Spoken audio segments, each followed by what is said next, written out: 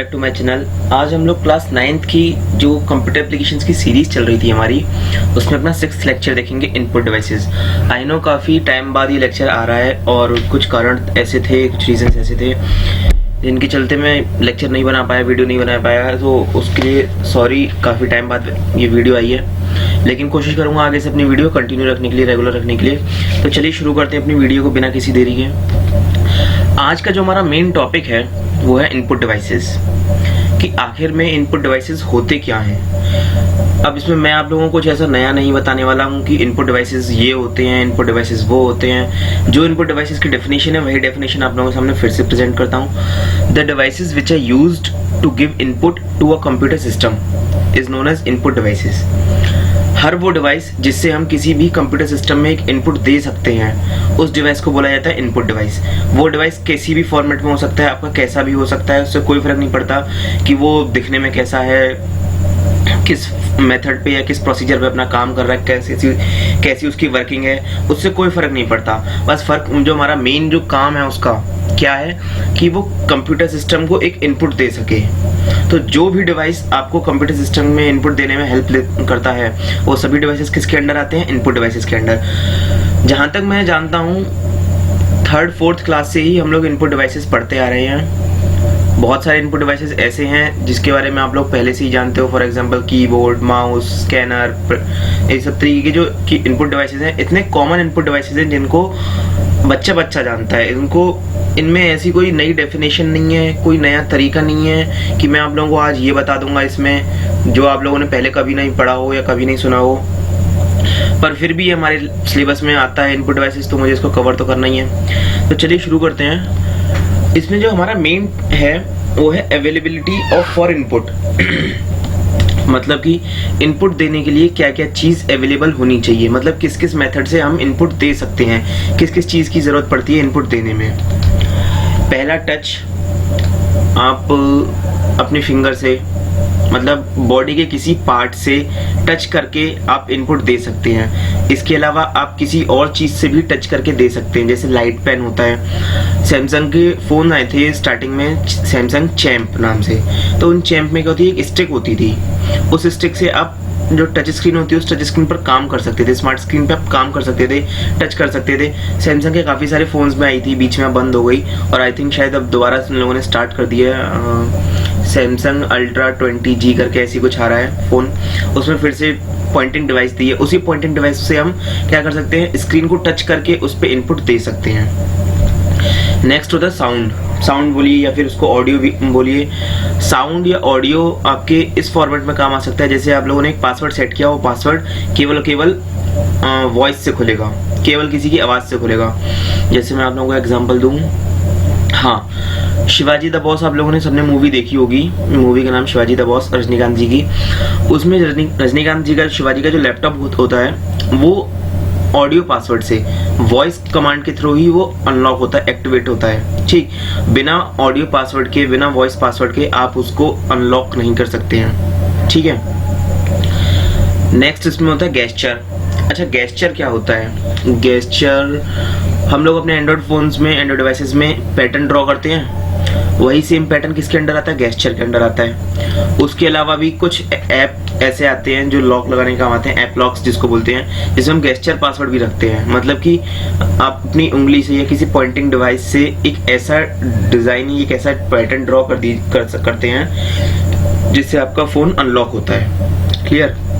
Next होता है gauge आज के टाइम पे बहुत चल रहा है, जिसको हम फेस स्कैनर भी बोलते हैं।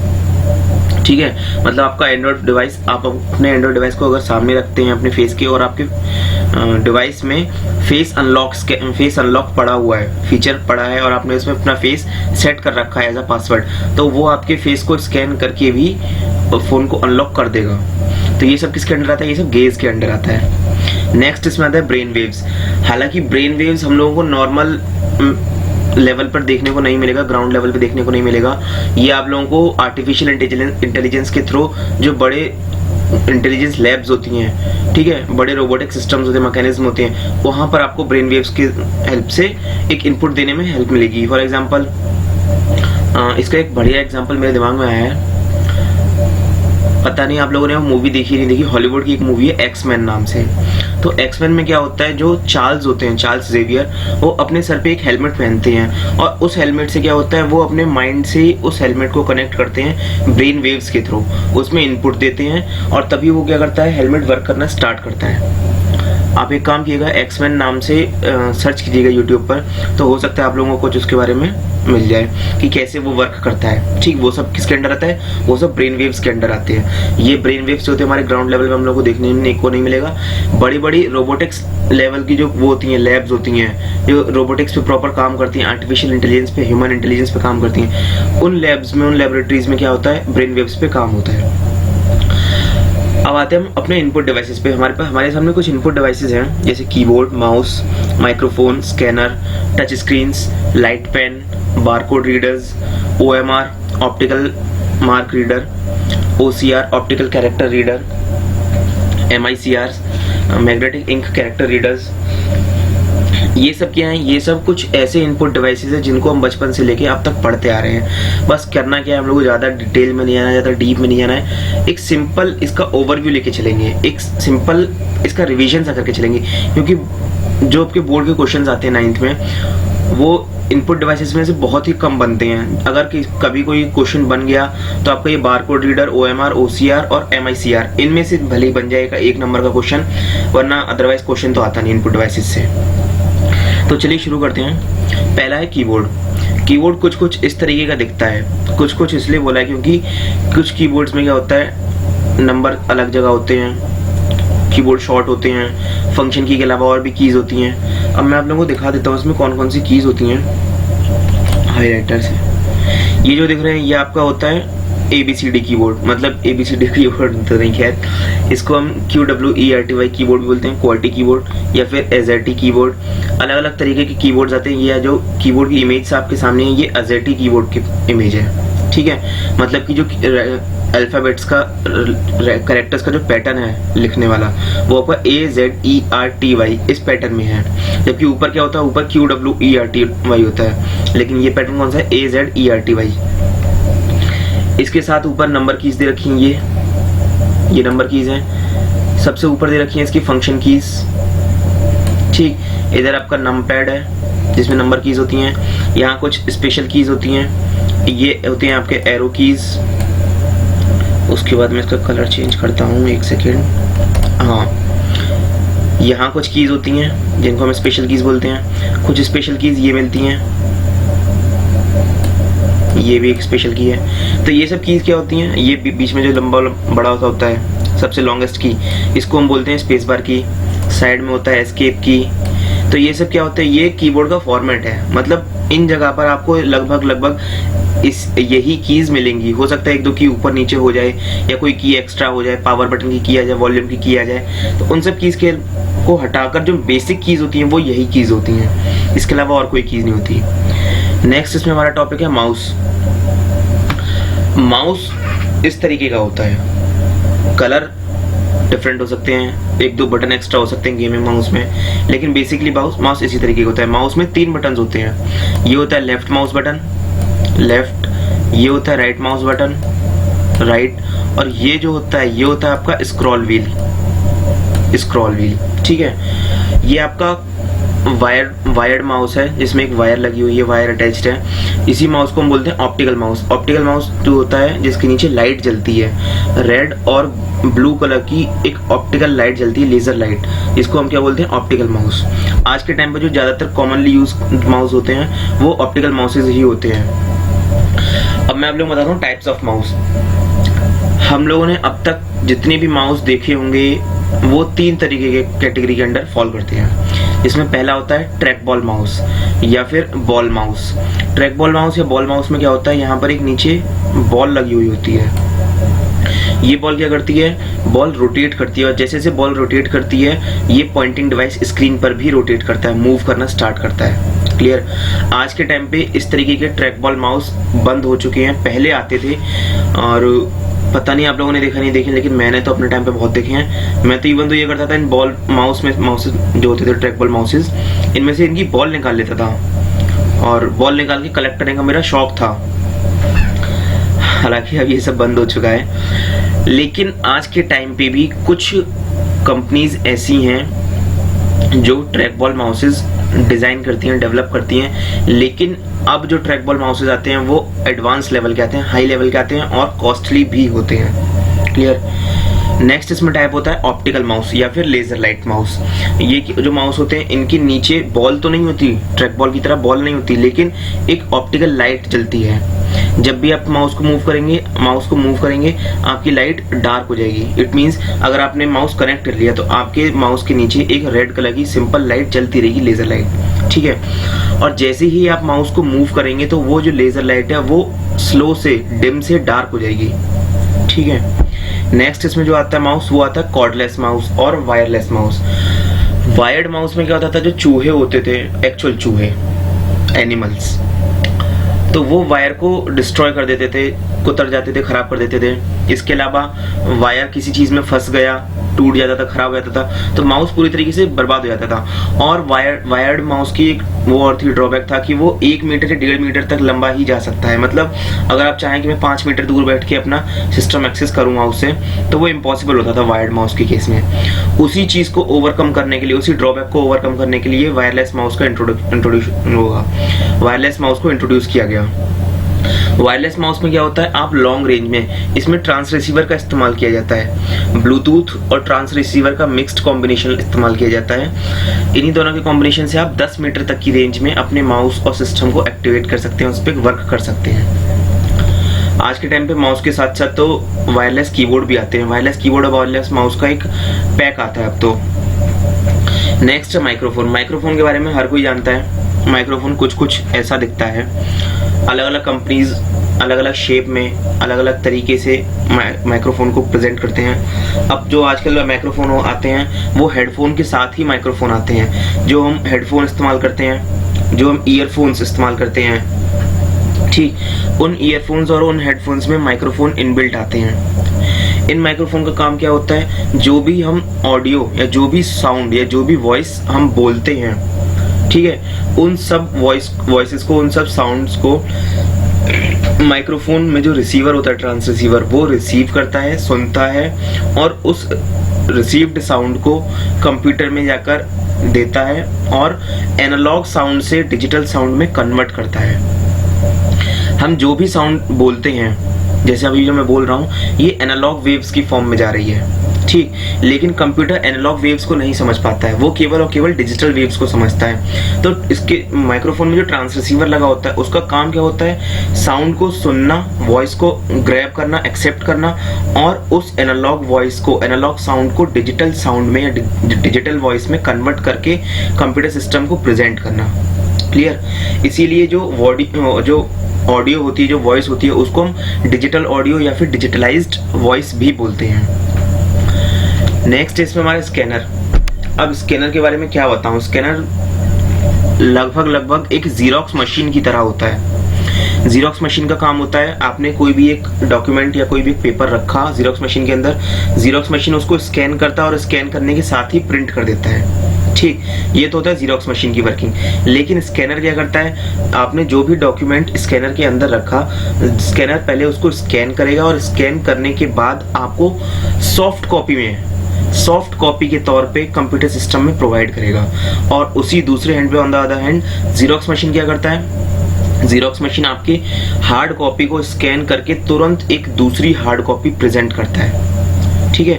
मतलब एक हार्ड कॉपी है, उसको जीरोक्स मशीन ने स्कैन किया और स्कैन करने के बाद उसी की same duplicate, same xerox copy बनाकर हमारे सामने हार्ड कॉपी के फॉर्मेट में प्रिंट करके दे दी। और स्कैनर क्या करता है, उसी हार्ड कॉपी को सॉफ्ट कॉपी में कन्वर्ट करके हमें सॉफ्ट फॉर्मेट में, ठीक है, किसी पीडीएफ, इमेज, डॉक्यूमेंट, इस फाइल फॉर्मेट में लाकर प्रेजेंट करता है। नेक्स्ट इसमें आता है टच स्क्रीन। टच स्क्रीन से आप लोग बहुत ज्यादा अवेयर होंगे, सबने इस्तेमाल किए होंगे एंड्रॉइड डिवाइसेस।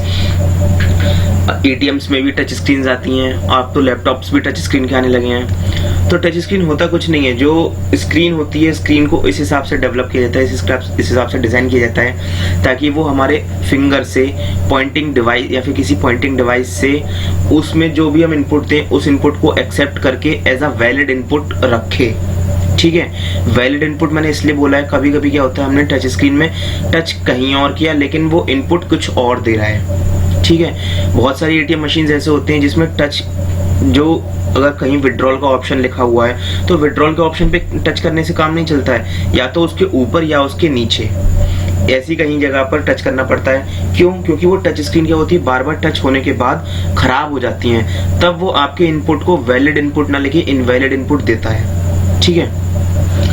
तो इन्हीं टच स्क्रीन में टच स्क्रीन की सबसे बड़ी प्रॉब्लम क्या आती है, ये इस्तेमाल करते करते स्क्रीन घिसने लगती थी, इसमें स्क्रैचेस आने लगते थे। आप मोबाइल फोन इस्तेमाल करते हैं, आपके मोबाइल फोन को आप इस्तेमाल करते रहिए तो मोबाइल फोन की स्क्रीन पे भी स्क्रैचेस आने लगते हैं। वही स्क्रैचेस सेम टच स्क्रीन पे आते थे। वही टच स्क्रीन के स्क्रैचेस को ओवरकम करने के लिए, उसी ड्रॉबैक को ओवरकम करने के लिए एक नई चीज आई जिसका नाम रखा गया लाइट पेन। लाइट पेन का काम क्या होता है, लाइट पेन कुछ इस तरीके से दिखता है, और लाइट पेन का काम होता है, जैसे हम सिंपल पेन लेते हैं, हमारा सिंपल एक पेन होता है, उस पेन से हम क्या करते हैं, पेपर पे राइट करते हैं, लिखते हैं। लाइट पेन का काम क्या होता है, लाइट पेन आपका जो पीछे यूएसबी हब वो दे रखा है आपका ईथरनेट कनेक्टर पोर्ट, आप इसको अपने ईथरनेट पोर्ट में सिस्टम में किसी लैपटॉप या कंप्यूटर में कनेक्ट कर लीजिए, आपका लाइट पेन हो जाएगा एक्टिवेट, मतलब आपका light pen ready to work, काम करने के लिए तैयार है।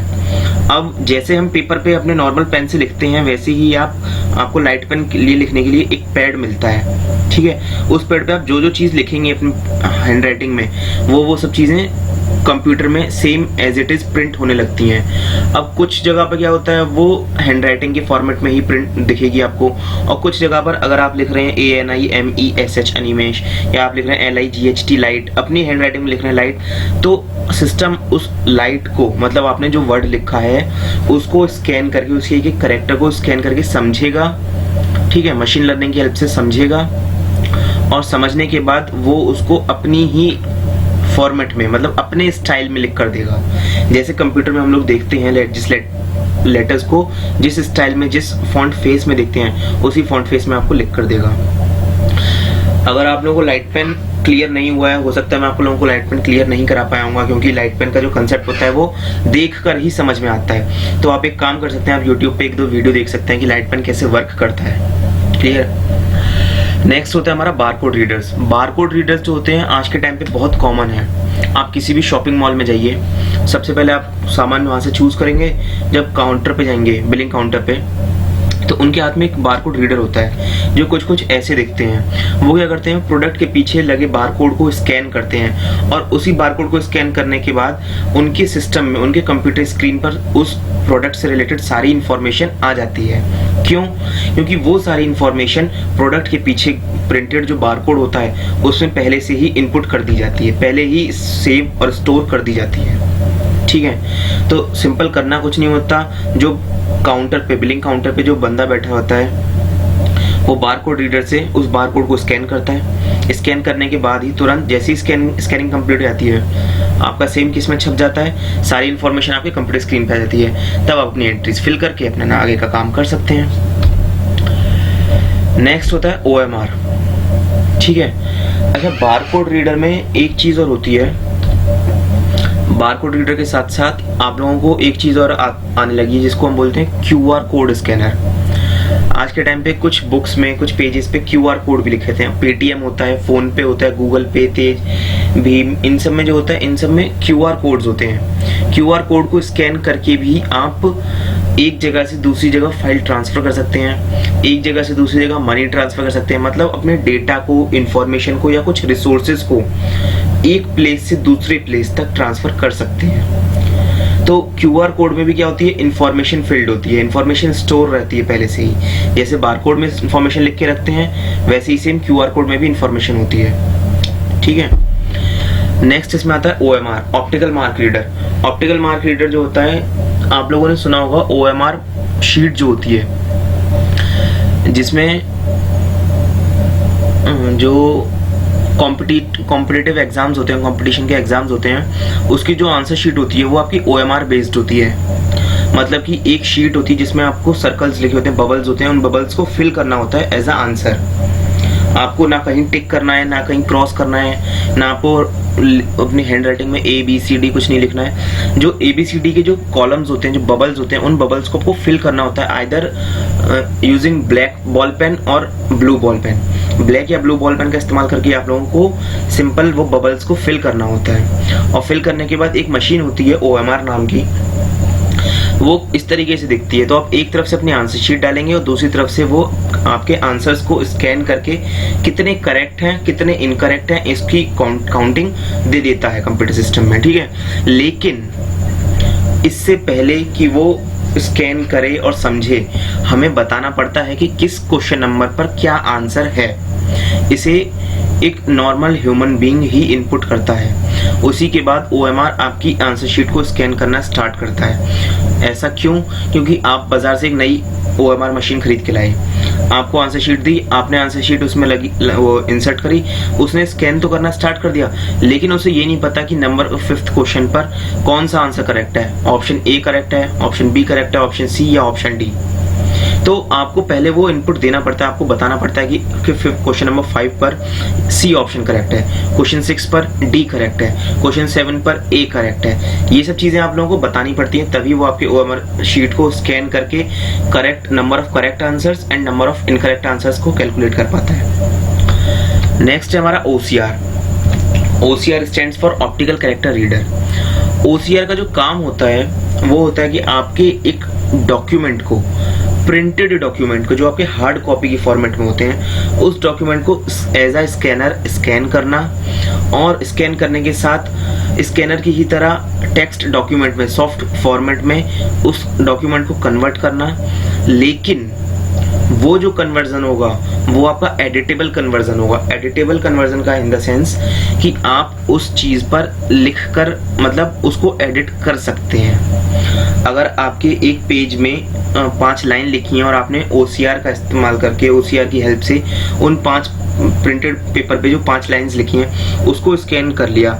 स्कैन करने के बाद जो आपके सिस्टम में जो फाइल पहुंचेगी, जो डॉक्यूमेंट पहुंचेगा, वो आपका एडिटेबल डॉक्यूमेंट होगा। मतलब आप उस 5 लाइन के बाद तुरंत चाहें तो उसमें से लाइन इंक्रीज करिए, बढ़ा दीजिए, अपेंड करिए, डिक्रीज करिए, वो आपके ऊपर है। वो आपको एक एडिटेबल फॉर्मेट में, एडिटेबल टेक्स्ट फॉर्मेट में आपको डॉक्यूमेंट देगा। नेक्स्ट होता है MICR। MICR की फुल फॉर्म होती है मैग्नेटिक इंक कैरेक्टर रीडर। अब ये मैग्नेटिक इंक कैरेक्टर रीडर क्या होता है? Magnetic ink character reader simple एक मशीन होती है जिसका काम क्या होता है, चेक, बैंक के जो चेक्स होते हैं उन चेक पर एक MICR से, मैग्नेटिक इंक से एक नंबर लिखे होते हैं, कुछ नंबर्स लिखे होते हैं, उन नंबर्स को स्कैन करके उसकी पूरी इंफॉर्मेशन निकालना, वो काम किसका होता है? वो MICR का काम होता है। हम लोगों ने अब तक इंफॉर्मेशन वाली चीजें क्या क्या पढ़ी? एक बारकोड रीडर, एक QR कोड स्कैनर, एक आपका OMR ऑप्टिकल मार्क रीडर, फिर आपका OCR ऑप्टिकल कैरेक्टर रीडर, और अब आता है MICR magnetic ink character reader. हम मैग्नेटिक इंक कैरेक्टर रीडर की जो मशीन होती है इसमें क्या करते हैं, एक तरफ से हम अपना चेक इंसर्ट करेंगे, चेक इंसर्ट होने के बाद जो मशीन उस चेक को एक्सेप्ट करेगी, उसके बाद सबसे पहले उसका काम होता है कि उस मैग्नेटिक इंक से लिखे हुए उन कैरेक्टर्स को, उन नंबर्स को, उन लेटर्स को रीड करना, और रीड करने के बाद ही पता करना कि ये वैलिड चेक है या इनवैलिड चेक है। उसके बाद ही वो आपका आगे की प्रोसेसिंग स्टार्ट होती है। इसी चीज को आप अगर आप देखना चाहें तो आज के टाइम पे चेक डिपॉजिटिंग मशीन भी लग चुकी हैं। ATM मशीन्स में के बगल में ही एक होती है चेक डिपॉजिट मशीन्स, जिस मशीन में आप अपना जाके चेक सबमिट कर दीजिए, आपके चेक को वो एक्सेप्ट करेगी, इनपुट लेगी, इंसर्ट करेगी, उसमें मैग्नेटिक इंक से लिखे हुए कैरेक्टर्स को रीड करेगी और उसी चेक की एक जीरोक्स करके एक डुप्लीकेट कॉपी आपको दे देगी। ठीक है, इतना काम किसका होता है? मैग्नेटिक इंक कैरेक्टर रीडर का, MICR का। अब ये MICR जो होता है, MICR कोड, ये लिखा काम होता है। अब देखिए ये जो होता है आपका, मैं इसमें कलर चेंज कर लूं, ये तो कुछ ज्यादा ही, ये जो दिख रहा है आप लोगों को मैग्नेटिक इंक कैरेक्टर रीडर, ये होता है आपका MICR कोड, मतलब चेक में सबसे नीचे होते हैं नंबर्स होते हैं, जिसमें ये तो होते हैं चेक नंबर, और चेक नंबर के बगल में होता है MICR कोड। क्लियर। इसी MICR कोड को कौन स्कैन करता है? MICR machine, magnetic ink character reader machine, इसी कोड को स्कैन करती है। इसी के साथ यहाँ पर होता है बारकोड रीडर, ये जो दिख रहा है ये होता है बारकोड रीडर। इस बारकोड को रीड करने का काम किसका होता है? बारकोड रीडर का। क्लियर। तो आज के लिए जो वीडियो थी वो इतनी ही है। आई होप आप लोगों को इनपुट डिवाइसेस समझ में आ गए होंगे, और अगर आप इस चैनल पर नए हैं तो इस चैनल को लाइक कीजिए, सब्सक्राइब कीजिए, शेयर कीजिए, और ज़्यादा से ज़्यादा कमेंट कीजिए वीडियोस पर, वीडियोस को लाइक कीजिए, ताकि मैं इंकरेज होता रहूँ और आगे नई नई वीडियोज़ को बनाता रहूँ। तब तक के लिए stay home, stay safe and stay focused. फिलहाल इस वीडियो में इतना ही, और मिलते हैं नेक्स्ट वीडियो में। जल्दी ही एक वीडियो लाऊंगा आउटपुट डिवाइसेस से रिलेटेड। आज हम लोगों ने पढ़ा इनपुट डिवाइसेस, नेक्स्ट वीडियो में आउटपुट डिवाइसेस के बारे में डिस्कस करेंगे। तब तक के लिए थैंक यू स्टूडेंट्स।